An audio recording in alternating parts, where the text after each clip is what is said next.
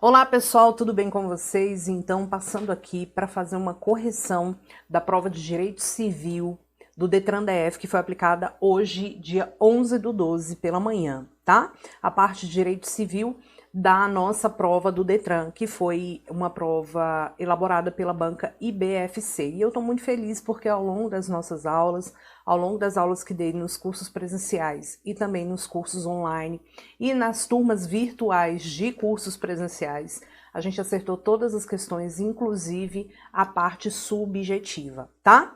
Aqui no canal eu coloquei o comentário de algumas questões da IBFC também anteriormente. Se você estiver estudando para Direito Civil, para essa banca, vale a pena dar uma olhada, muito embora tenha sido uma correção para o Detran, né? A gente está tratando aqui da banca de um contexto geral. Então, eu quero mostrar para vocês as questões que foram cobradas pela banca IBFC na prova do Detran DF, a parte de Direito Civil que foi aplicada hoje. Olha só que interessante que teve de cobrança aqui. Olha só. A primeira questão, cobrando aí noções de Direito Civil, diz... trata da parte de pessoa jurídica, tá? Olha só. De acordo com as disposições do Código Civil de 2002, assinale a alternativa que apresenta uma hipótese de pessoa jurídica de direito público interno. Aqui a gente tem a parte de pessoa jurídica, que é cobrada a partir do artigo 40 do Código Civil, e a gente sabe que como forma de pessoa jurídica de direito público interno, nós vamos ter a União, estados, DF, municípios, a parte de autarquias, tá? União, estados, DF, municípios e as autarquias. São pessoas jurídicas de direito público interno. Então, a gente marca aqui a letra D de dado. A gente tem a parte de pessoa jurídica. E eu lembro que eu sempre menciono muito o porquê que o Código Civil classifica pessoa jurídica, porque a gente precisa entender o que é pessoa jurídica de direito privado. Então, a gente menciona as pessoas jurídicas de direito público interno e externo. E como a banca fez referência aqui a direito público interno, a gente tem que lembrar da União, estados, DF, municípios e as respectivas autarquias. Lembrando que Fundação Pública de Direito Público é uma autarquia, tá? Então, questãozinha, chuchu, beleza. A gente marca a letra D, a autarquia. A questão 52, eu apaguei aqui o nome da colega que enviou a prova para mim, é uma questão que fala sobre domicílio, né? A parte de domicílio. Uma parte que eu sempre falei que iria cair na prova de vocês, justamente porque é uma questão cativa da banca, tá? A parte de domicílio, ela tem previsão no nosso Código Civil, deixa eu só voltar aqui para mostrar para vocês, no artigo 70 do Código Civil. Vou abrir aqui para mostrar para vocês. E eu sempre falo, olha, dessa parte aqui, sempre cai muito a letra da lei. E não deu outra. A parte de domicílio está no artigo 70 e vai até o artigo 78, tá? Com a parte dos contratos escritos, que inclusive foi cobrado em prova e a gente mencionou várias vezes. Então dá uma olhada aqui. Olha lá. Analise as alternativas a seguir e dê valores de verdadeiro ou falso. Muda-se o domicílio, transferindo a residência com a intenção manifesta de mudar. O item está corretíssimo. A gente tem essa dicção da mudança do domicílio, né? A questão do domicílio voluntário, no artigo 74 do Código Civil. O artigo 76, que a gente decorou 1000 vezes, porque eu falei que ele iria cair. Tem domicílio necessário e incapaz, o servidor público, militar ou marítimo preso, mas essa história de empresário, não. Então, o item está completamente falso, tá? E nos contratos escritos, poderão os contratantes especificar o domicílio onde se exercitem e cumpram-se os direitos e obrigações deles resultantes. Essa é a dicção do artigo 78, exatamente onde a gente define o local de cumprimento das obrigações. O item está verdadeiro. Então, a gente tem verdadeiro, falso, verdadeiro. A gente marca a letra D de dado. A questão 53, também bastante mencionada por mim nas aulas, é a cobrança do artigo 104. Tá? No que se refere ao negócio jurídico, assinale a alternativa que apresenta incorretamente uma condição de validade. A gente sabe que as condições de validade do negócio jurídico estão previstas no artigo 104. A gente tem que a vontade deve ser livre de boa-fé, o agente deve ser capaz, o objeto deve ser lícito, possível, determinado ou pelo menos determinável, e a forma que via de regra é livre. Quando a lei não dispuser uma forma, eu tenho que cumprir. Quando a lei dispuser uma forma específica, eu tenho que cumprir. Então, a gente fala em forma prescrita ou não, defesa não proibida por lei. E o único que saiu aqui do artigo 104 foi a existência de condição, termo ou encargo, que são pressupostos de eficácia. Estão ali previstos no terceiro degrau da escada pontiana. É pressuposto de eficácia, tá bom? De acordo com as disposições do Código Civil sobre os negócios jurídicos, analise as afirmativas a seguir. Aqui a gente tem a incidência daqueles artigos iniciais, bem iniciais mesmo do negócio jurídico, que são os artigos 104, aliás, 104 ali, 105, 106 e 107, que nós lemos juntos. Tá? Analise as afirmativas a seguir. A incapacidade relativa de uma das partes, lembra da incapacidade lá do artigo 4º do Código Civil, não pode ser invocada pela outra em benefício próprio, nem aproveita aos co-interessados capazes, salvo se, neste caso, for indivisível o objeto do direito ou a obrigação comum. O item está verdadeiríssimo, de acordo com o artigo 105. A impossibilidade inicial do objeto não invalida o negócio jurídico se for uma impossibilidade relativa, falamos disso, né? Porque é algo que pode se tornar possível futuramente, ou cessar antes da implementação da condição a que estiver subordinado. O item também está verdadeiro, a gente tem a incidência do artigo 106 do Código Civil. E lembra que eu falei várias vezes, leia o código porque é letra da lei, e assim foi feito.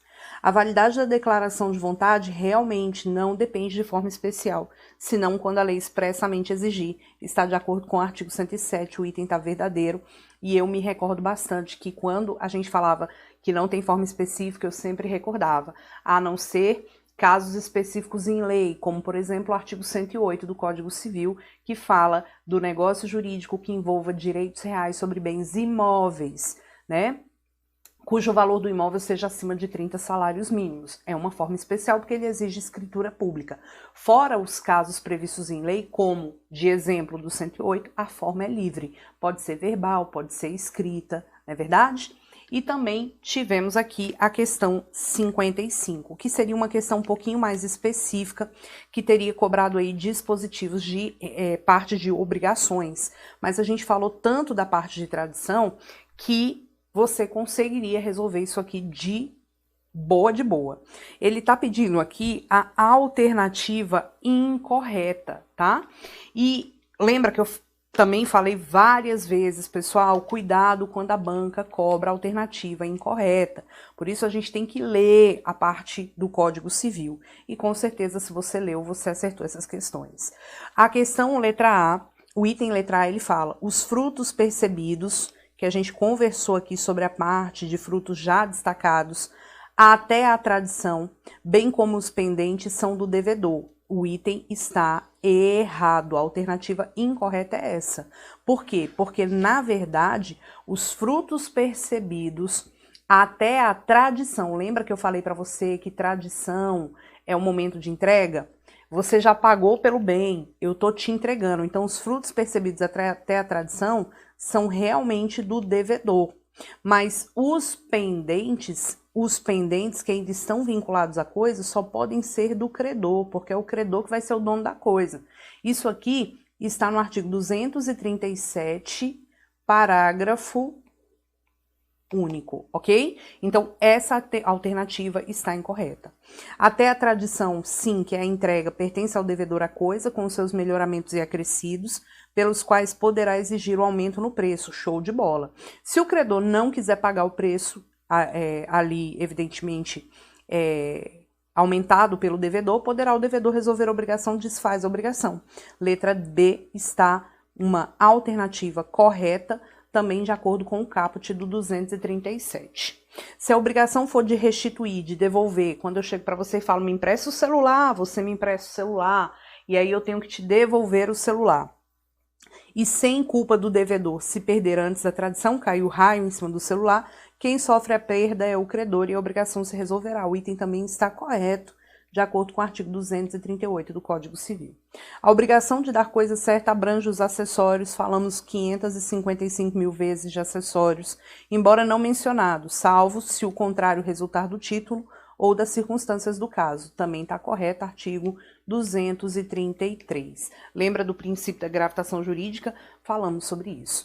E a última questão, que foi a questão dissertativa, que eu fiquei extremamente feliz, porque foi exatamente a questão que a gente comentou quando falamos de responsabilidade civil e as excludentes de ilicitude do artigo 188. Gente, essa parte eu fiquei muito feliz, realmente, fiquei muito grata, parece que o examinador estava assistindo a nossa aula para elaborar a questão. Olha só que legal. Ricardo dirigia seu veículo em uma rodovia perto da sua casa em direção ao seu trabalho. Trajeto que ele realizava diariamente. No meio do percurso, a tal da Zuleide, que estava alcoolizada, depois de uma festa no dia anterior, atravessou a rodovia fora da faixa de pedestre. E Ricardo, para evitar o atropelamento da Zuleide, ele desviou e foi parar na outra pista da rodovia na contramão. Na ocasião, o Ricardo acabou colidindo com o caminhão de Josenildo. Então, a gente tem aqui que o Ricardo, ele agiu em estado de necessidade, previsto no artigo 188, inciso 2, e ele causou um dano a Josenildo. Só que ele causou esse dano a Josenildo porque todo esse contexto foi decorrente do comportamento da Zuleide, tá? Na ocasião, Ricardo acabou colidindo com o caminhão do Josenildo, o qual era utilizado para o seu trabalho. Cabe observar que Ricardo era habilitado, estava dentro do limite de velocidade, respeitava a sinalização de trânsito até o acidente. Ademais, diante das circunstâncias, a atuação de Ricardo foi absolutamente necessária para evitar o atropelamento de Zuleide, não excedendo os limites indispensáveis à remoção do perigo, o estado de necessidade.